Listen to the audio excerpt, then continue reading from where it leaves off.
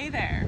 What you see here is an adventure cat in training, but it hasn't always been this easy, and I have a story to tell you actually about Fia, our new kitty. Come on over, let's find a shady spot.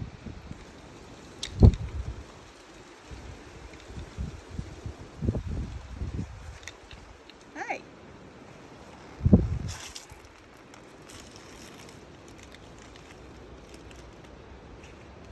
So this is Fia. We found her stray in the redwood forest while we were on summer vacation and drove her all the way back to Canada about a month ago. And she has been adjusting very quickly, but last week we had really a bad incident in a park. So we're trying to train Fia to be an adventure kitty, which means she gets to come camping and hiking and on various adventures by learning to use a harness and leash. And this was a compromise. This was the only way that I felt like I could really justify taking a cat that had started out as a forest cat, like a full-on stray in the redwood forest cat, and bringing it to some place like Vancouver where, we live near a busy street, and realistically, it wouldn't be a safe place to have her just as an outdoor cat all the time. So we've been training her with the harness and leash, and she's been learning week by week. Yeah. And so last week, for the first time, I brought her into the forest alone with her carrier and her harness. And I had her set up kind of like this, except I had the top of the carrier closed. See? This one comes down. And I had seen in people's, YouTube and Instagram videos, these sweet images of cats just looking out the back of the backpack as they're walking along, and Fia seemed to be very calm, very relaxed. And I thought, maybe I'll just open up the back and I'll try to attach her to the carrier so that she feels the tension and can't jump out. Well, there actually is a little clip in here for just such a purpose. It's this clip, and it clips to the bottom of the bag, which we now have properly fastened to her harness. But I couldn't find it. So I had this little black runner, and I ran it between these two zipper pulls, and I looped it through her harness. And I thought, well, this should work pretty much the same. I set the carrier down. Afterwards, I opened up the little zipper, and Fia, sure enough, popped her head out. And then she attempted the impossible, which was to jump out of the bag while being attached to it. So she tried to jump sideways out of the bag. Midway through the air, the carrier tipped over. She felt this tug on the back of her harness, obviously. And we had been training her with a harness, but we hadn't been training her very much with a leash yet, so she wasn't used to that experience of limitation. I don't know if she landed on her feet or on her back, but by the time I saw what was going on, she was on her back like this on the ground, like squirming like a worm. And within just a few seconds, she had completely slipped out of her harness. We had her in a different harness at the time. This blue one here, we ordered after the fact because this one is actually escape proof. But little did I know, the harness that she was in was not escape proof, and she slipped right out of it. And she went darting off into the forest, into a park that I didn't know well.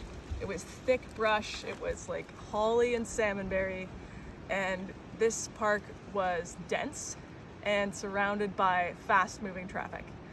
So I kind of watched my cat disappear from view. So I kind of set everything down, got some things set up to create a safe space, pulled my stuff away from the trail. I had brought along some food, some yummy homemade food here with fish in it.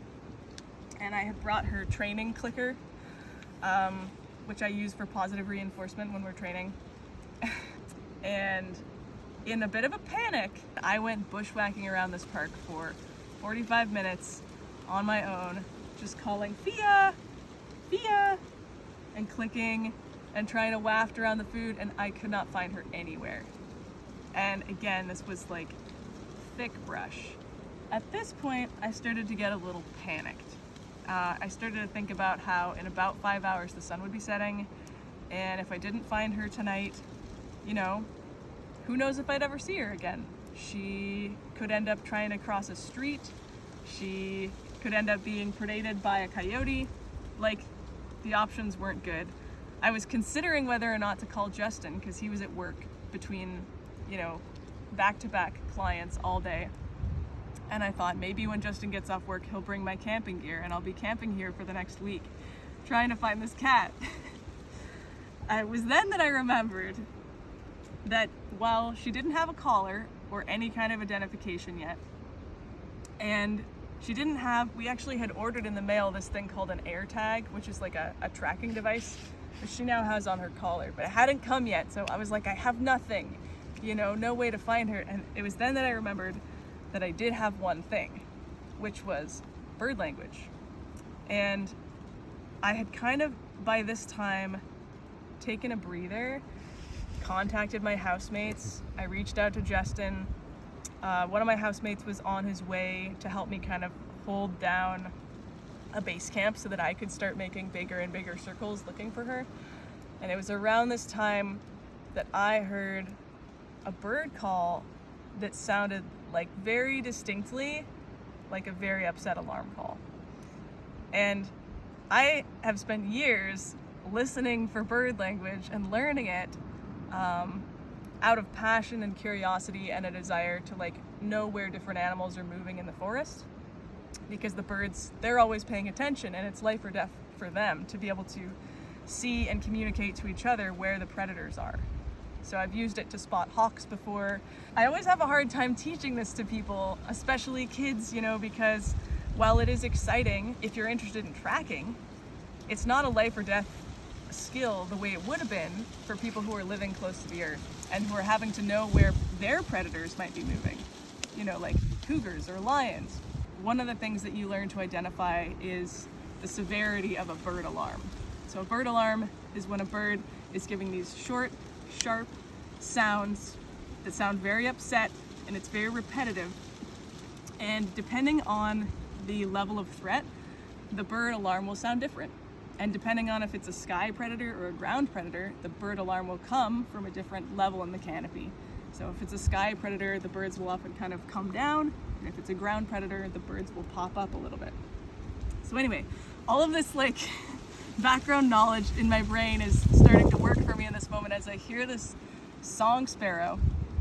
And I remember this being like the first bird alarm that I learned to pick out, because it sounds like an upset little Pomeranian. It's like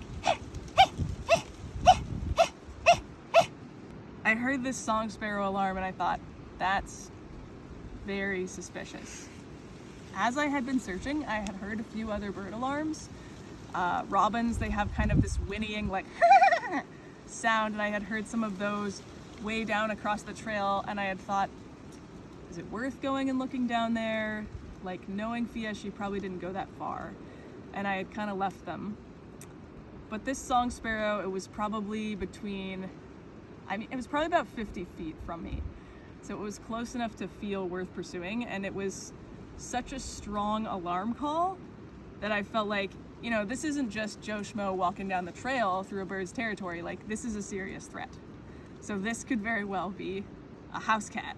So I put everything down again. I got my dish of food out, and I was like bushwhacking through this holly and salmonberry and trying to clear my way as quietly as I could towards this bird alarm, because I didn't want the bird to then become upset about me as well. And finally, when I was about 15 feet from it and I could hear it up in the trees, I saw this girl's bushy tail disappearing into the forest ahead of me. And by this time, there was another bird that had also joined in with a different alarm, probably a junco. It was kind of like a clicking, like tick, tick, tick, tick. And the two of them had just latched on to Fia's location and were going off like a beacon. And at this point, even though I didn't have her in my arms, I didn't have eyes on her, I felt completely relieved, because I knew that there's no way that these birds are gonna let her out of their sight. And even if she moves out of their territory, that alarm will get passed on to the next bird and the next bird and the next bird, you know, unless she's able to completely slip their awareness, which is unlikely. So at this point, I kind of just continued to follow that bird alarm, eventually got eyes on Fia, got her attention, and was able to slowly coax her toward me with this delicious food. Had her just sit there in front of me and eat it, and eventually when she was done, I just scooped her up and I wrapped her up in my sweatshirt like this, and I carried her all the way back, bushwhacking to where I had the carrier. And in she went. The door went down.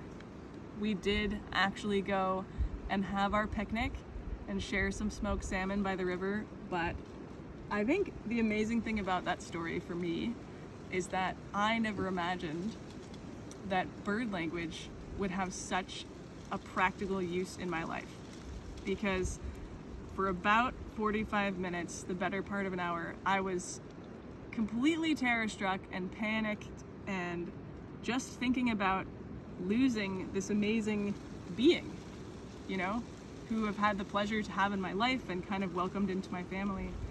And it was that song sparrow, man, that like saved the day in the end.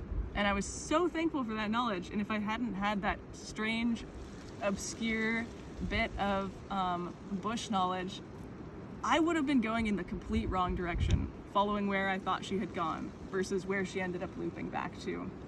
It could have taken hours, days, or maybe I never would have found her. So 3 cheers for bird language, and that's my funny story.